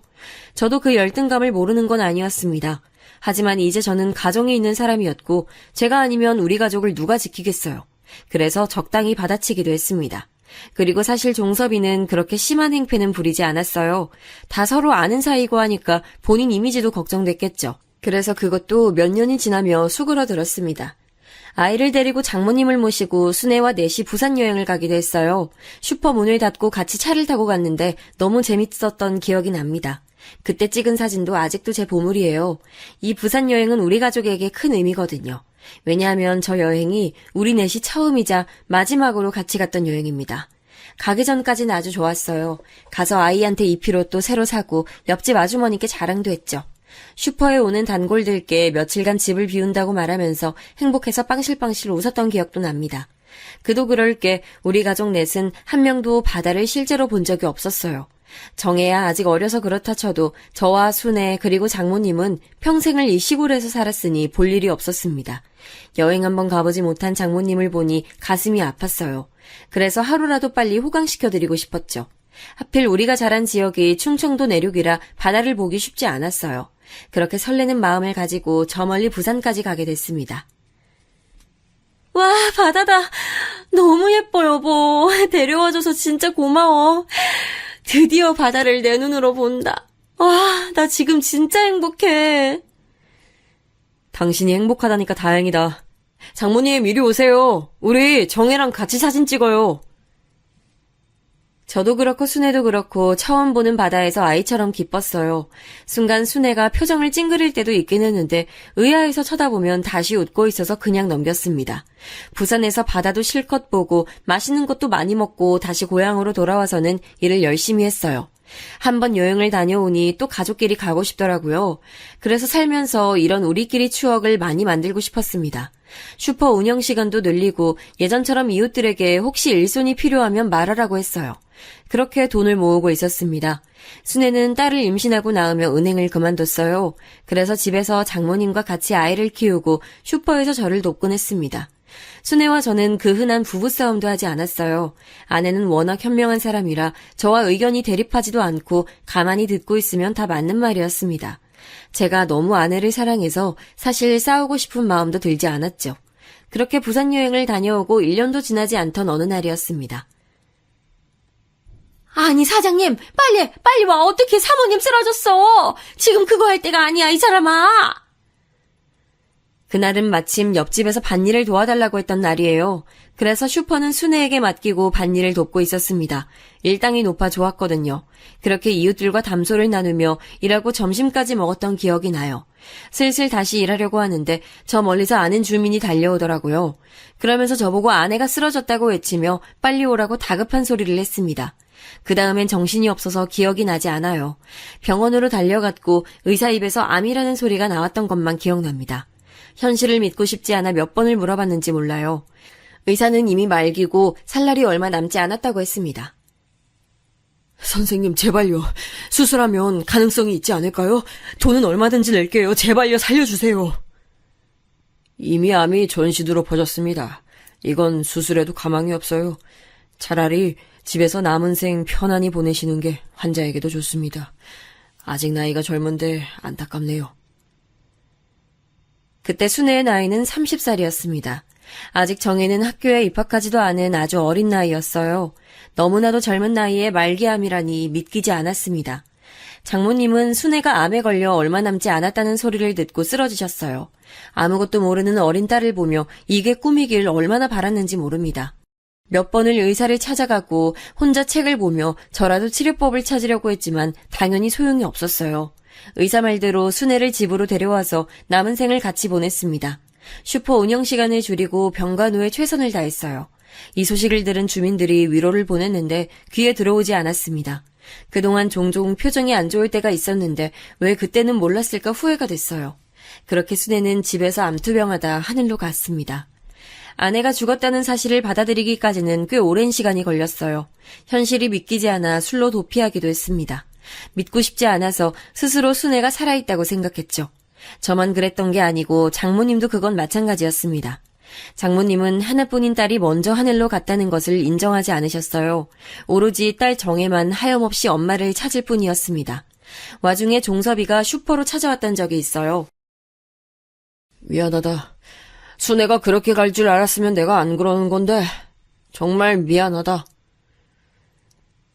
와서 미안하다고 사과하는 종섭이를 보며 저는 아무 말도 할 수 없었어요. 저 말에 대답한다고 죽은 아내가 돌아오는 것도 아니잖아요. 허망하게 종섭이가 사과하든 뭐라든 멍하니 있었습니다. 당연히 슈퍼 운영도 제대로 되지 않았어요. 유통기한이 지난 제품도 쌓여 있었고 창고 정리는 제대로 되지 않아 벌레들이 다니기 시작했습니다. 슈퍼는 항상 제품 재고 정리를 해야 하는데 쉽지 않았죠. 딸아이 얼굴이 유독 아내와 똑같이 생겨서 볼 때마다 눈물이 났습니다. 장모님은 정신을 차리지 못하고 한동안 바닥에 누워 계시기만 했죠. 저도 이러면 안 되지만 사는 이유를 모르겠더라고요. 순간 아내를 따라 나도 하늘로 갈까 생각도 했을 정도로요. 꿈에도 많이 나와서 보고 싶은 마음은 시간이 지날수록 커졌습니다. 아주 어릴 때부터 함께했던 제 인생의 동반자였어요. 그래서 동네에서 더 있기가 힘들어졌습니다. 힘을 내려고 노력해도 어딜 가도 저를 안쓰럽게 여겼어요. 바람을 쐬려고 나와도 다 아는 사람들이었습니다. 그리고 새벽에 몰래 나와도 순애와 어릴 때부터 드나들었던 곳들이라 추억이 너무 많아 견디기 힘들었어요. 나중엔 길거리에 나가는 것도 힘들어졌습니다. 그래서 저는 새 출발을 하자고 결심했어요. 그대로 고향에서 계속 슈퍼를 하며 살면 제가 버틸 수가 없겠더라고요. 사람들의 동정이 가득한 시선도 견디기 힘들었습니다. 또 제가 부모가 없는 고아였고 순애는 아버지가 없었잖아요. 그런데 우리 딸까지 엄마 없이 자란다는 게 고향에서는 더 시선이 좋지 않았습니다. 우리 잘못이 아닌데 지나친 관심이 부담스러웠어요. 그런 정들이 좋아 남아있었던 건데 안 좋은 일들을 겪고 나니 버티기 힘들었죠. 하지만 제가 없으면 장모님을 책임질 사람이 전혀 없었습니다. 사실 그러면 안 되는데 내적으로 갈등을 아주 많이 했습니다. 저를 그렇게 돌봐주신 장모님을 모른 척할 수는 없었어요. 하지만 현실적으로 제가 평생 장모님을 책임질 수 있을까 걱정도 됐습니다. 요양병원에 보낼까 생각을 했던 것도 사실입니다. 그런데 도저히 그럴 수가 없었어요. 그건 제가 도저히 못하겠더라고요. 하늘에 있는 아내에게도 떳떳하지 못할 것 같았습니다. 그렇게 저는 슈퍼를 처분하고 집을 팔아 여윳돈을 만들었습니다. 잘 살아, 응? 성공하면 꼭 들리고, 알지? 안 좋은 경험은 다 잊고 좋은 경험만 가져가, 이 사람아. 그동안 수고했어. 사장님 없으면 이제 동네 일손 부족해서 어떡해요. 그동안 고마웠어요. 나중에 여생 보내러 꼭 오세요. 슈퍼 단골 손님들께 소식을 알리자 다행히 많이 찾아주셨어요. 다들 너무 아쉬워하셔서 제가 미안하더라고요. 순간 울컥하는 마음이 있기도 했지만 마음을 단단히 먹고 아내와의 추억인 슈퍼를 정리했습니다. 우리 가족을 책임지려고 열었던 슈퍼였는데 제 손으로 이렇게 빨리 닫게 될 줄은 전혀 몰랐어요. 그래도 단골 형님께서 해주신 말대로 좋은 기억만 가져가려고 노력했습니다. 그렇게 저는 장모님과 딸을 데리고 무작정 서울로 가게 됐어요. 고아라서 아는 사람은 당연히 없었습니다. 장모님도 아는 사람이 없긴 마찬가지였어요. 서울에 와서는 진짜 고생이란 고생은 다 했습니다. 사는 게 쉽지 않았어요. 공장에 가려고 해도 장모님과 아직 너무 어린 딸을 집에 두고 어떻게 일을 하겠습니까? 급한 대로 모든 일을 했던 것 같아요. 모아두었던 돈이 바닥나기 시작하자 마음이 급해졌거든요. 일단 그때 딸을 유치원에 보내고 장모님을 집에 두고 남는 시간에 무작정 나가서 공사장에서 일했습니다. 새벽에 나가서 신문 배달도 하고 우유 배달도 했습니다. 그냥 돈이 된다면 가리지 않았어요. 정식으로 회사에 가서 사무실에서 일할 수는 없었습니다. 한평생 그래본 적이 없기도 했고 제가 능력도 없었으니까요. 공사장에 가서 일하며 남는 시간은 다 장모님과 딸을 위해 희생했어요. 제 인생을 다 버리며 최선을 다했습니다. 저를 위한 투자는 하나도 하지 않았어요. 오로지 돈을 벌면 장모님과 딸에게 좋은 옷을 사서 입혔죠. 저는 부모 없는 아이의 삶이 어떤지 너무 잘 알고 있었어요. 그래서 우리 딸은 그런 소리를 듣지 않게 얼마나 노력했는지 모릅니다. 엄마 없는 아이들은 티가 난다는 말을 제가 진짜 싫어합니다. 그래서 밤새 열심히 연습해서 딸의 머리도 예쁘게 묶어줬어요. 바쁜 시간을 쪼개서 딸과 대화도 많이 나눴습니다. 그리고 장모님에게도 최선을 다했죠. 다행히 딸은 저의 그런 노력을 아는지 엇나감 없이 잘 자라줬습니다. 어려운 환경에도 아주 명랑하고 공부까지 잘했어요. 쾌활하고 교우 관계도 아주 좋았습니다. 그런 정혜를 보면 저는 자꾸 아내가 생각났어요.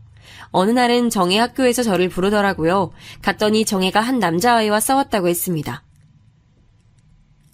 엄마 없는 게 죄가 아니잖아요. 그런데 제가 꼭 참기만 해야 하나요? 저는 제가 잘못했다고 생각하지 않아요. 아빠가 엄마가 없어도 늘 당당하게 행동하라고 했어요. 들어보니 정혜가 엄마가 없다고 놀린 모양이더라고요. 제가 도착했는데 침착하게 말하는 정혜를 보며 저는 아내가 겹쳐 보였습니다. 어릴 때 저를 두둔하던 순애가 앞에 있는 것 같았어요. 이렇게 딸은 전혀 걱정이 없었습니다.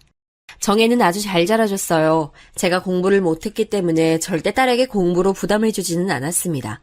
사실 엇나가지 않고 잘 자라주는 것 자체가 저한텐 고맙더라고요. 그런데 딸은 공부로 이름을 날렸습니다. 특히 고등학교에 진학하기 전에는 중학교 담임선생님이 저를 부르셨어요. 정혜가 공부를 진짜 잘해요. 그래서 명문고등학교에 입학하라고 했는데 계속 싫다고 하네요. 혹시 무슨 일이 있을까요? 본인은 계속 집 바로 앞에 있는 일반 고등학교에 진학한다고 고집이 있어요. 담임 선생님은 성적이 우수한 정혜가 전국적으로 유명한 고등학교에 진학하길 원하셨어요. 그런데 저는 정혜가 왜 그 제안을 거절한 건지 이유를 너무 잘 알았습니다. 바로 현실적으로 경제적인 문제와 또 장모님 때문이었죠. 돈이야 제가 잠을 포기하고 인생을 포기해서 만들면 되는데 제가 돈을 벌러 나가면 장모님은 오로지 정혜가 돌봤거든요. 본인은 그게 걱정이 됐던 거겠죠. 아니야. 물론 할머니랑 아빠가 걱정되는 마음도 있어. 근데 명문고에 가서 적응하지 못할 바엔 그냥 집에서 편하게 다니고 싶어. 아빠가 나한테 미안한 마음을 가질 필요는 전혀 없어. 기어코 자기의 뜻이 그런 거라며 오히려 저를 위로하는 정혜를 보고 얼마나 마음이 아팠는지 모릅니다. 그렇게 정혜는 진짜로 집 바로 앞에 있는 학교에 진학하게 됐어요.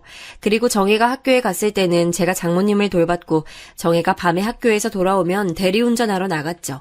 나중엔 그것조차 딸에게 너무 미안한 마음이 들더라고요. 어떻게 보면 오로지 제 욕심으로 장모님을 집에서 모시는 거잖아요. 장모님을 돌보고 정혜를 키우느라 여윳돈이 정말 하나도 없었습니다. 그래서 한 푼이라도 아끼려고 사람을 쓰지도 않았어요. 중간에 전세 사기로 돈을 날리기도 했고요. 그렇게 인생을 살다 보니 어느새 제 옆에는 오로지 장모님과 딸만 남았어요. 주변에 아는 사람이라곤 전혀 없었습니다. 직장에 다니는 것도 아니라 인간관계라는 게 전혀 없었죠. 인간은 사회적 동물이라던데 저는 전혀 사회적인 활동을 하지 못하고 있었습니다. 씁쓸한 마음도 있었고 외로운 감정도 당연히 사람이니까 들었어요. 그래도 그럴 때마다 하늘에 먼저 간 아내를 생각했습니다. 너무 외롭고 힘들 때는 같이 여행 갔던 사진을 봤어요. 그런 식으로 견디고 견뎠습니다. 그랬더니 제 인생에도 조금씩 좋은 일이 일어났어요. 딸은 일반고에 진학해서 아주 좋은 성적을 유지했습니다. 해준 것도 없고 남들 다 아는 고액과에도 시켜주지 못했는데 미안하고 고마웠어요. 그리고 무려 서울에 있는 아주 유명한 대학교에 4년 장학생으로 입학했습니다. 뿌듯하고 미안하고 대견한 마음이 들었어요. 그리고 가서도 착실하게 공부해서 좋은 성적으로 졸업해서 바로 대기업에 들어갔습니다. 정혜를 생각하면 제 인생의 보물이라는 생각이 들어요. 제가 현실이 힘들어도 웃게 되는 이유였습니다. 그리고 그 직장에서 지금 사위를 만나 결혼까지 하게 됐어요. 결혼할 때 사실 저는 속으로 걱정을 정말 많이 했습니다. 혹시라도 훌륭한 딸에게 제가 누가 될까 얼마나 걱정했는지 몰라요.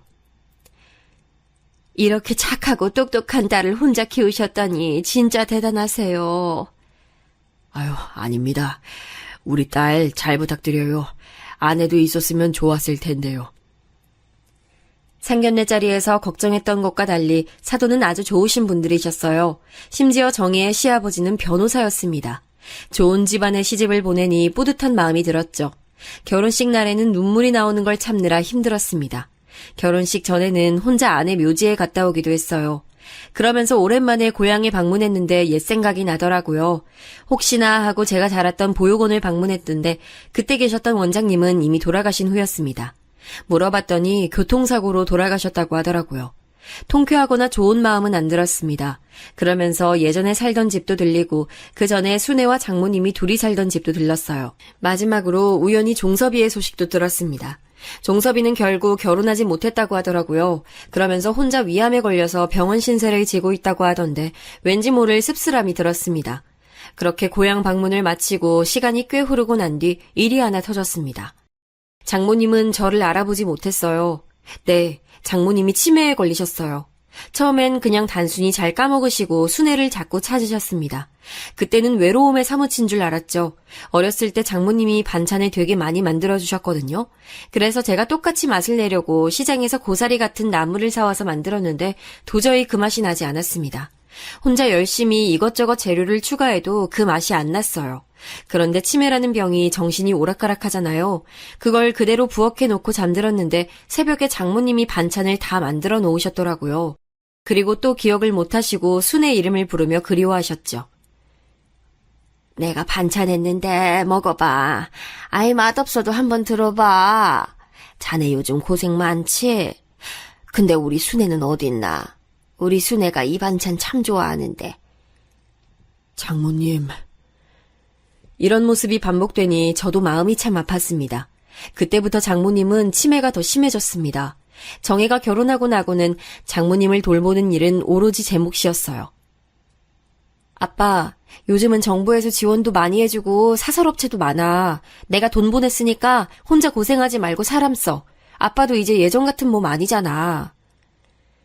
정혜는 실제로 결혼하고 제게 다달이 돈을 보내줬습니다. 그런데 저는 그 돈을 절대 쓰지 않고 그대로 모아뒀어요. 장모님을 남의 손에 맡기기도 싫었습니다. 헛소리하고 저를 알아보지 못해도 끝까지 책임지고 싶었어요. 그러면서 버티고 버텼습니다. 그러다 제 나이 70이 되고 장모님을 혼자 힘들게 40년을 모신 어느 날 장모님은 아내의 곁으로 가게 됐어요. 그날 아침은 이상하게 장모님이 멀쩡해 보여 놀랐던 기억이 납니다. 평소엔 기력이 없으셔서 누워 계셨는데 그날은 앉아 계셨어요. 그리고 저를 보고 눈을 떼지 않으셨어요. 많이 늙으셔서 제대로 거동이 불편하셨는데 기적이었죠. 장모님 왜요? 뭐 하시고 싶은 말 있으신가? 그래도 이렇게 앉으니까 얼마나 좋아요. 제가 그 말을 하자 장모님은 고개를 끄덕이셨어요. 그리고 입모양으로 말씀하셨는데 고맙다는 말이었어요. 40년을 돌봤으니 입모양만 봐도 무슨 말인지 바로 알았죠. 그리고 뭐라 더 말씀하셨는데 땅이라는 단어였어요. 그때는 그게 무슨 의미인지 전혀 몰랐습니다. 고맙긴 나 키운 것도 장모님인데요.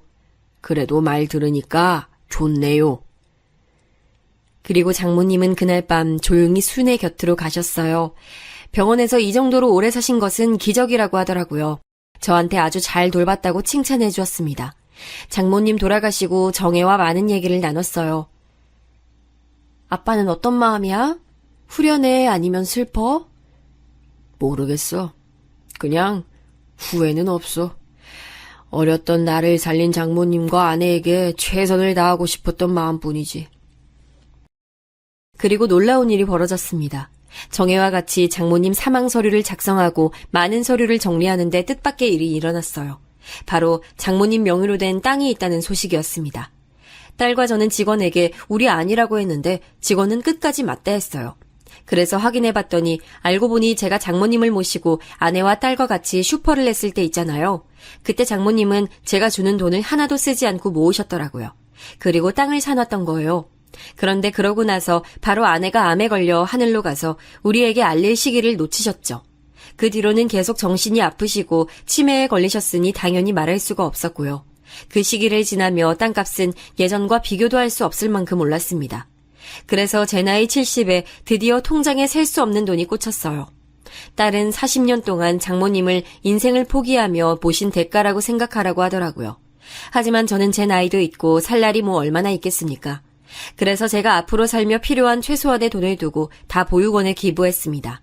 제가 나온 보육원을 포함해 여러 곳에 분산시켜 기부했어요.